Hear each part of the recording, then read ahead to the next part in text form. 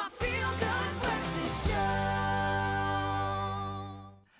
Welcome back to your Feel Good Breakfast Show. It's Expresso right here on SABC3. Now, the seasons are changing, and as we move towards the colder months, because why?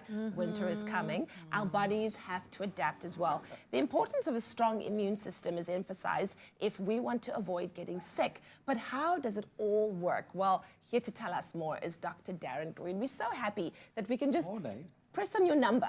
We can just dial you all the time. And you are here, Dr. Darren Green. Well, Dr. Darren Green, we are talking about the immune system. Yes. So let's unpack how it works. I mean, what makes up our immune system? It's incredible. So it's obviously the system in your body that protects you.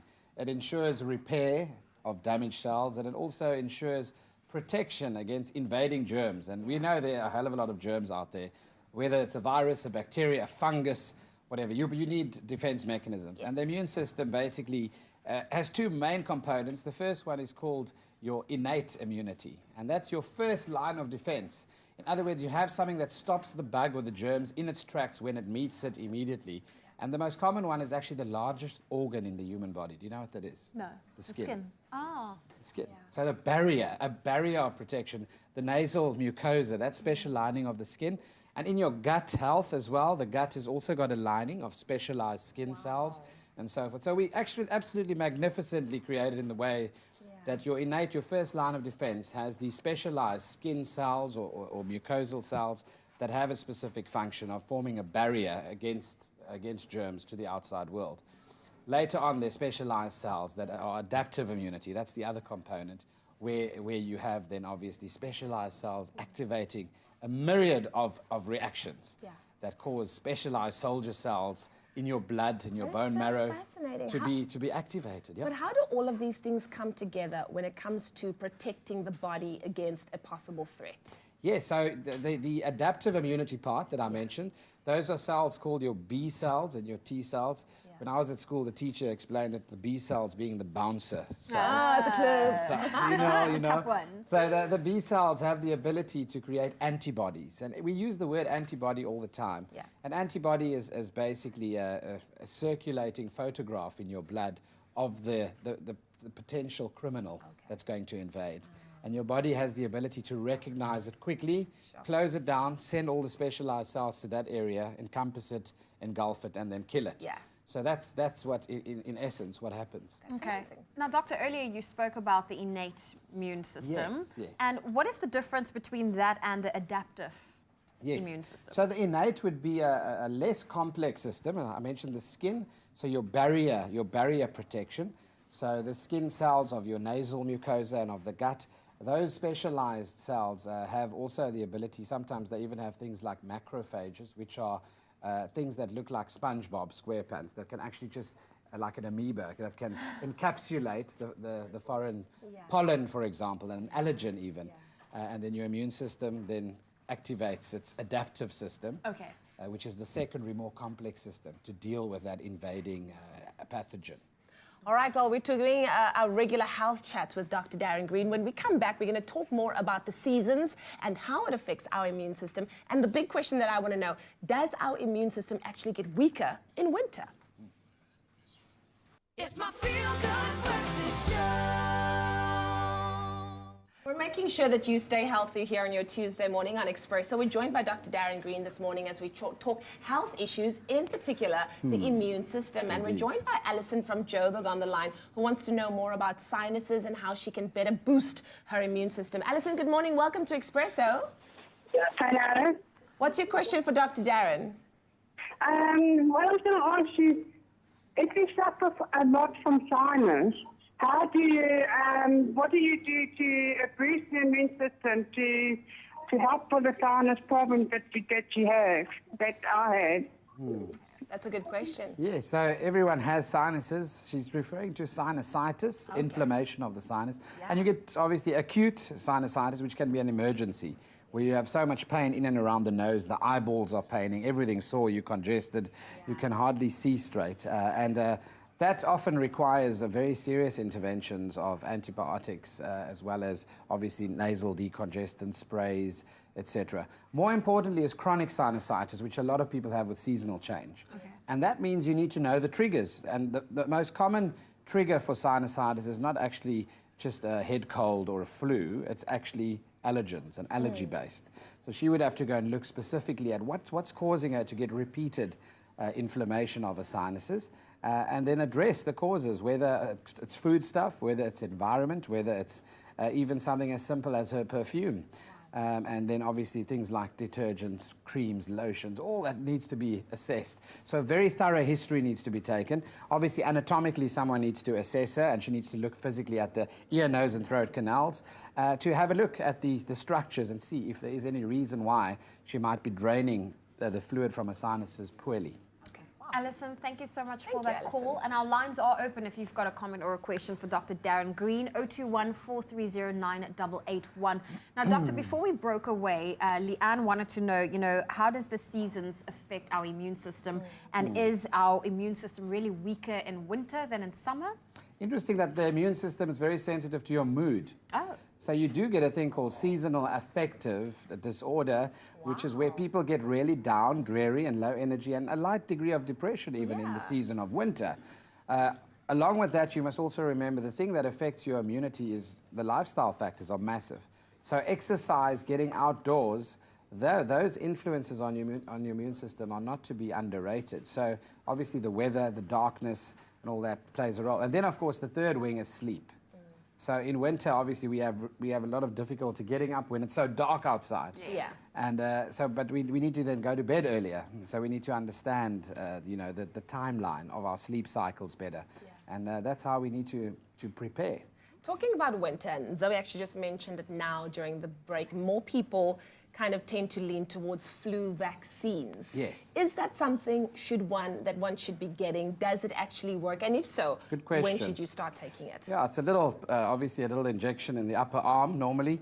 Who are the people at risk? The people that are immunocompromised are those at risk. Your old people, I'm speaking 60 plus, your young people, your very young children are at risk as well. Pregnant women are also at risk of developing the complications of influenza.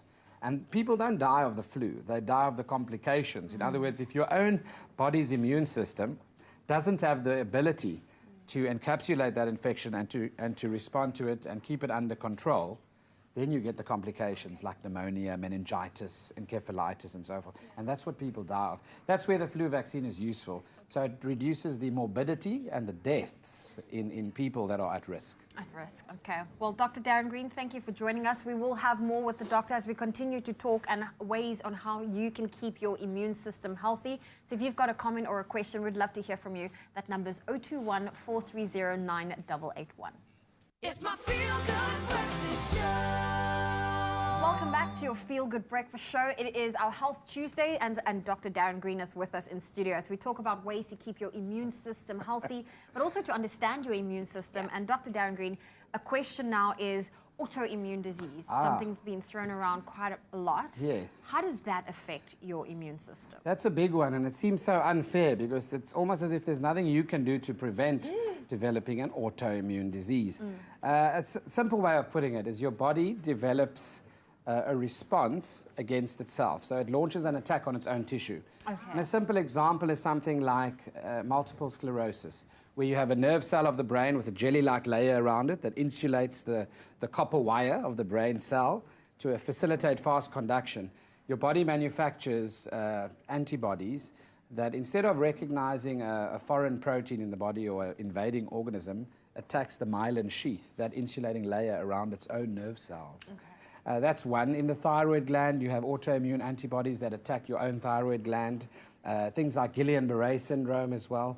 Sometimes you can have antibodies that are made. So you can get dysregulation of things. A simple association, for example, with Guillain-Barré is if you had a preceding episode of diarrhea or an infection. One of the bugs is called Campylobacter. So if your body, for example, makes antibodies against Campylobacter in the weeks or two after that, there's an association that those antibodies, instead of just attacking the Campylobacter, can attack your peripheral nerves and cause Guillain-Barré syndrome. So, that's how it works. And it's a very sad state of affairs because often they try and regulate the immunity by giving you immunosuppressants, which in generally then will keep all the inflammatory responses and immunoresponses down. Wow. So quite fascinating. Yeah, very, very fascinating. Are all of these just, is some of it caused by viruses or is it just plain malfunctions in the body? Yeah, so it's often caused by misinterpretations. And the mimicry or the masks that the organisms or the germs would cause, as they invade your immune system, recognizes certain body parts of that invading khocha. And then what happens is that might have a correlation with a protein that's in your own body somewhere else. And then, there's cross-referencing, and that's how it attacks the wrong tissue. Okay. Well, Dr. Darren Green, I also know that some of these diseases run in the family. Is there something that, we should look out for in the family history? Yeah, I think if you ask about certain conditions, even things like aneurysms, where you have structural abnormalities that are genetically linked to blood vessels developing in the brain, I think if you know about some of these things in advance, certainly, the era of genetic screening is something really big and current right now, where we're looking at our DNA and our risks for developing different lifestyle diseases, even diabetes, hypertension, etc., and then obviously the cancers. So that's a big part of going forward in terms of screening. The question is what you're going to do about it if you know that your genes are abnormal. Yeah. Well, after this, we're going to be joined by Loyiso Bala as he chats more about his lifestyle and how that affects his immune system. But we'll be right back after this with Dr. Darren Green. It's my feel-good breakfast show. Well, we're back with our health chat with Dr. Darren Green and Loyiso Bala. Yes. So good to have you in our health Dr. chat this Loyiso morning. Bala. Thank you. Dr. Loyiso Bala, that's right. It's easy. Hey, we're speaking it into existence, hey? Now, Loyiso, I know that you have a really hectic schedule. Very much. And sometimes I can imagine with people like you who are entertainers and performers and businessmen and dads and husbands and all that, your health is the last thing on the list. How do you actually try to keep your immune system tip-top?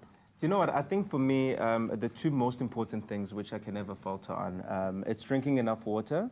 Yeah. So making sure that I'm hydrated throughout the day, especially because I fly a lot. Yes. Then the second thing, just make sure that I just get adequate sleep. So I think once I've got those two right, I can probably skip a meal now and then, not because I want to, but because of my demanding schedule, or I can have a Maccadees now and then. I'm not saying that I do, because you can't get to a healthy spot. Yeah. But I think really drink enough water and make sure that you get adequate sleep.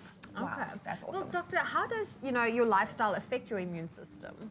Yeah, well, the big ones are sleep, like you've mentioned, and you need 4 to 5 cycles of 1.5 hours. So that's between 7 and 9 hours a night, if you can. And then obviously what you put in, 80% of your well-being is diet-related, which is very important. And I think we've become more and more involved with understanding the balance between biological, psychological, and social. Social happiness, psychological happiness, and then biological happiness. That is well-being. So mind, body, and spirit, I think, is the bottom line. Absolutely. I always believe that your first port of call should always be what you're eating, what you're putting into your body. Are there specific foods that one can eat to make sure that you keep your immune system in tip-top shape? Certainly. I mean, a lot of people don't know that there's absolutely no evidence for high dosages of vitamin C preventing influenza. But we take oranges and we love guavas and vitamin C because of the antioxidant properties. And certainly antioxidants are required to get rid of some of the byproducts of our metabolism and toxic effects. But those are certainly important. And then, of course, you need to get lots of vegetables. Vegetables more than fruit, if there's one thing we can accentuate. Okay. Because there is a lot of sugar, obviously, in fruit. True. And having 1 glass of apple juice is equal to like having 14 apples, by the way. So people don't realize that. Okay. Well, Dr. Darren Green, on social media, we also had a few people ask questions. Lee Null asking, eating ginger raw or making ginger tea with fresh ginger and eating aged garlic both helps and kills bacteria. Some say even that aged garlic has more health benefits than raw garlic. What is your opinion, doctor? Of course, garlic is a natural contraceptive. But moving on. So This is very interesting That's to know. there are inherent qualities. There are myself. beautiful qualities in our diets and food, and garlic is well known for its antibacterial properties as well. She mentions ginger, and we all love ginger, specifically when it comes to honey and lemon teas when we have the cold or flu, and certainly helps in that way.